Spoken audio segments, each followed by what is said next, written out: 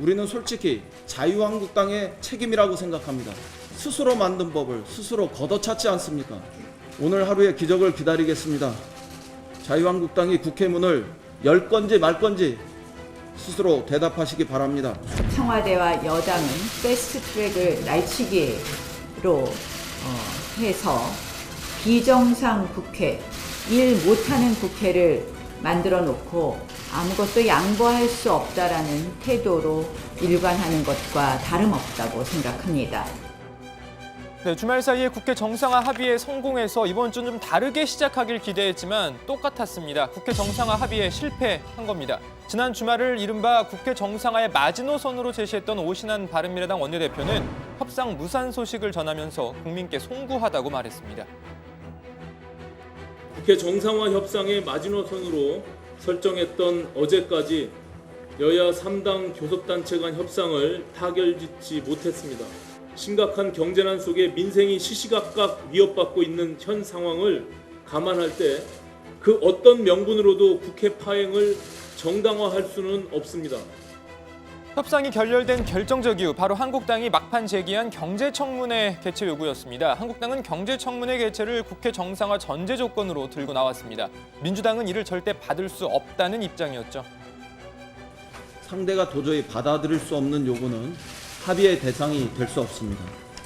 경제청문회는 사실상 민주당의 자존심을 내어놓으라는 그런 요구입니다. 상임위별로 논의가 분산되면 종합적인 토론이 어려우니 모두 모여서 A부터 Z까지 종합 검진 한번 해보자는 것이 저의 경제청문회 제안입니다. 바른미래당은 한국당의 경제청문회 요구 취지는 이해하지만 이를 국회 정상화의 조건으로 내걸고 나오는 건 받아들일 수 없다는 입장이었습니다. 경제청문회를 국회 정상화의 조건으로 삼아 청문회를 하지 않으면 국회 문도 열지 않고 추경안 심의도 하지 않겠다는 주장은 국민들께서 받아들이기 힘든 논리 모순임을 아시기 바랍니다. 그동안 여야 합의를 주장해왔던 바른미래당은 지난주 초 주말까지 국회 정상화 합의가 안 되면 특단의 대책, 한국당 참여 여부와 상관없이 자체적으로 국회 소집을 추진하겠다고 밝힌 바 있습니다. 사실상 한국당을 제외한 여야 4당만의 국회 소집을 하겠다는 이야기였는데요. 여야 각 당은 오늘 나란히 의원총회를 열고 국회 정상화 관련 의견을 모았습니다. 예상대로 입장 차이는 더 명확해졌습니다. 한국당은 경제청문회를 무조건 열어야 한다는 입장을 반복했습니다.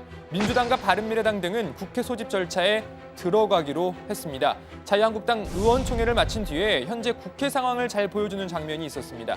민주당 의원들이 국회 로텐더홀 아래 계단에서 국회 정상화 촉구 기자회견 후에 농성을 가졌는데요. 바로 그 위에서 황교안 한국당 대표가 국회 견학을 온 학생들을 잠깐 만난 겁니다. 보고 가시죠. 민생입법 조속히 처리하자. 밥줄 정치 중단하고 자한당은 국회로 돌아오라. 돌아오라. 돌아오라. 돌아오라.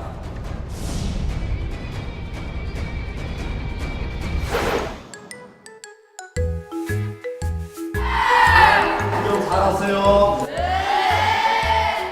자, 우리 파이팅 한번 해봐요. 파이팅.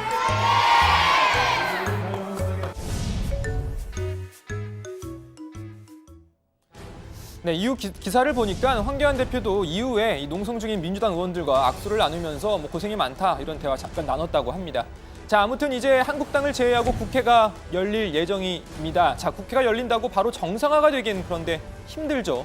자, 한국당의 협조가 없으면 국회 파행 당분간 계속 이어질 것으로 보입니다. 의사일정 확정은 물론이고 추경 예산안을 심사할 예산결산위원회 구성까지 한국당의 협조가 필수적이기 때문입니다. 그러니까 문만 연체 대점 휴업 상태가 이어질 가능성이 크다는 겁니다.